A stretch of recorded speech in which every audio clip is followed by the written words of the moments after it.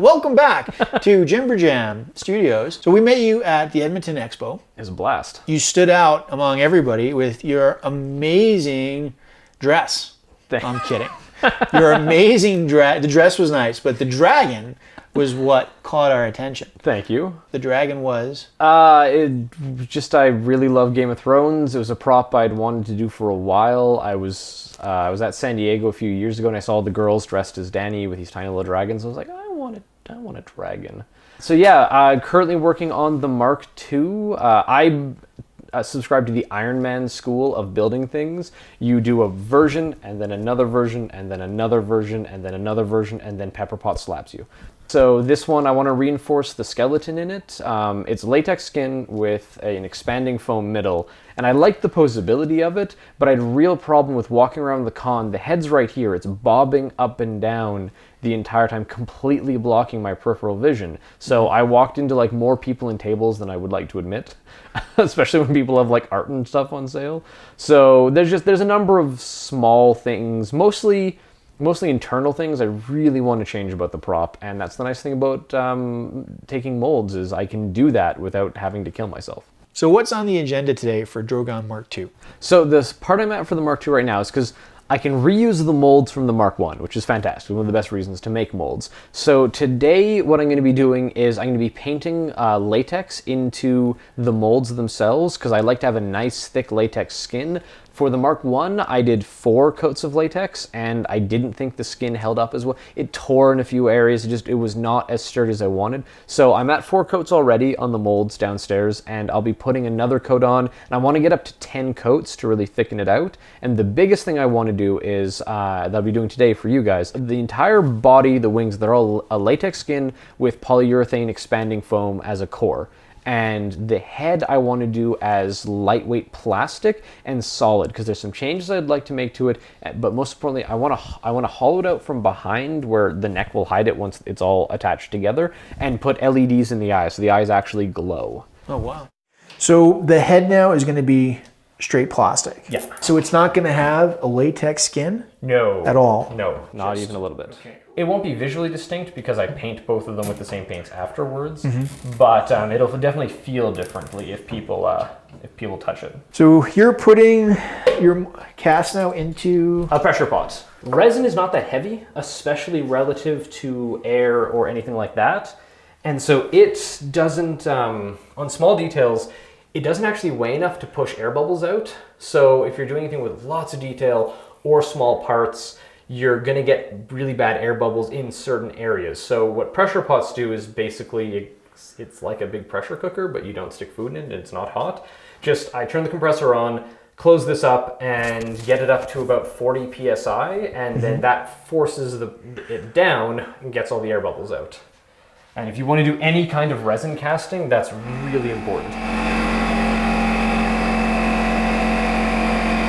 Okay, so what I'm doing now is getting the resin ready. I'll be dyeing the resin straight black so that I don't have to, basically so the paint does get scratched, you're just seeing black underneath, you're not seeing bright white. So this is the part B, this is what I add the dye to, mix it up, and then add the A afterwards. So you just poured 2 cups of B. Okay. Yeah, basically I don't think one of these is going to fill that mold. I haven't measured it because I've been using it, well I did measure, but I measured it by expanding foam, not with resin. So one will be probably not enough, 2 will probably be too much, but if there's too much, I've got old molds that I can just grab from the back and just pour this into and use it up that way. So how do you know how much dye to put in?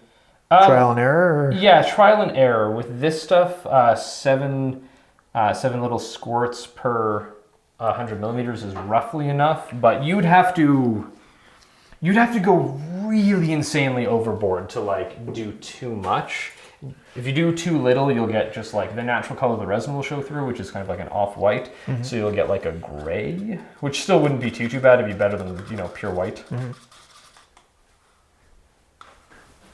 The nice thing about this resin, I've got 7 minutes of pot life roughly. So if I don't have nearly enough in here, I can just mix up another batch and not really cause any issues. By the 5-minute mark, it's gonna start gelling up on me.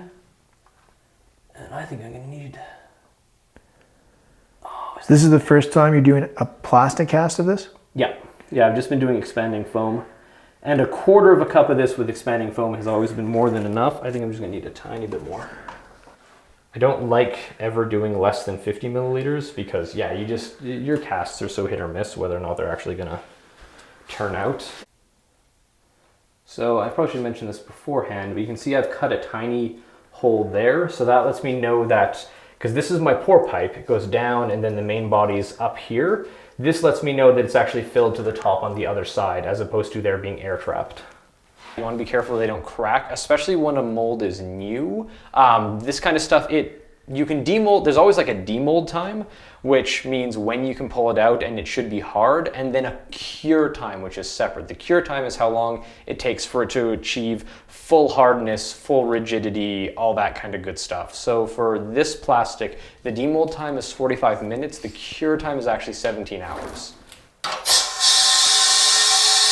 40 PSI seems to be the sweet spot. Depending on the chemical, sometimes I'll do 33, sometimes I'll go up to 50. I've never needed to go over 50.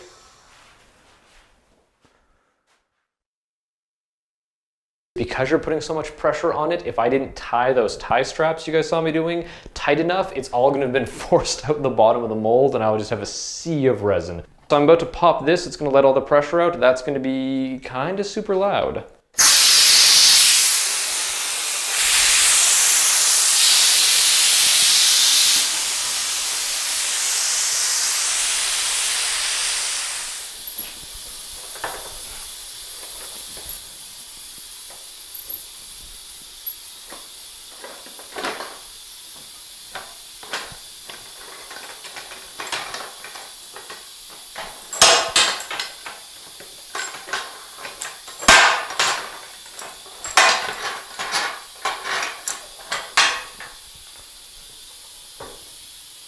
Well, that's a good sign. There's not a bunch of black around the bottom, except where I spilled a bit on the other molds. But there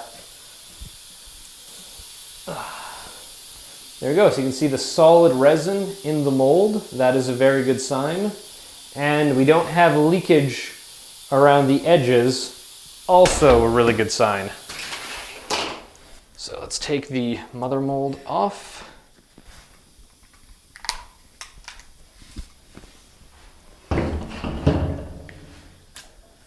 So what I'm trying to do here is just break the tension all around it before I start, getting the detail out, because there will be no air in here, so it'll be kind of vacuum sealed to the prop, so you want to be careful.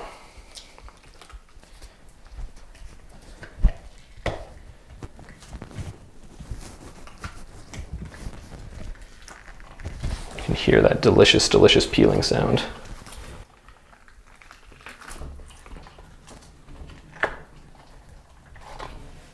There we go, there's half a head.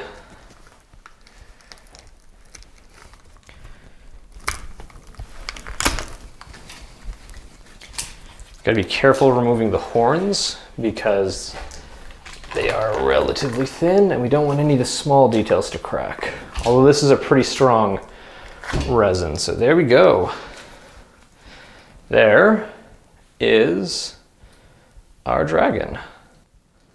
And this just breaks off. This is just that's just my pour spout. Yeah, so I'll have a little bit of cleaning to do. This is what's called flashing. This is where the pressure pushed a little bit of plastic in between the molds, but that's actually not too bad. This guy will not take too much cleanup to be a dragon. Nice. I see that there's holes where the teeth go, so those are individually placed?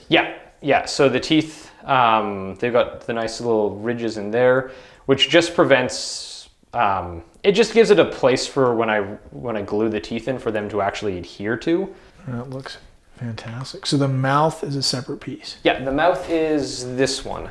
I like doing my things one at a time so that if one doesn't work, I can fix the problems on the other. So that's, if you think of this in negative, those bumps are the holes to put the teeth in. This hole down here is where the tongue goes. The holes going into there are where the cheek ridges go. But yeah, we have a dragon head. So Mark II, is he going to visit Calgary Expo, or will you be on Mark V by then? I'll probably be on Mark III by then. Mark I'll probably be on Mark III by then. I'll probably take what I learned at Kamikaze, because I guarantee, despite Edmonton Expo, there will still be things I didn't think of, and I will take all that into account and cast another one for Calgary Comic Expo. Well, thank you so much for letting us come today and for talking to us again and letting us see how you work. Thank you. I really appreciate you guys stopping by. It's always nice to get a chance to talk about my stuff, because as all artists, we're like Lady Gaga. We live for the applause. Well, you're going to get a lot of applause for you got a lot of applause for Drogon. I'm sure you'll get a lot for Mark II and for your Alien. Thank you. Gun. I'm really hoping good luck. so. I hope you get what you want. I think you're going to do well, but I hope you get what you're looking for in I LA. want to get just curb stomped by the best in the industry. That would be the best. I love the television show, really wanted to be a character, but all the guys in Game of Thrones are kind of douchebags, and Daenerys is the only character who kind of seems to not hate like the entire world. So it's like, oh cool, dragon and a fun character. I'm totally down for that.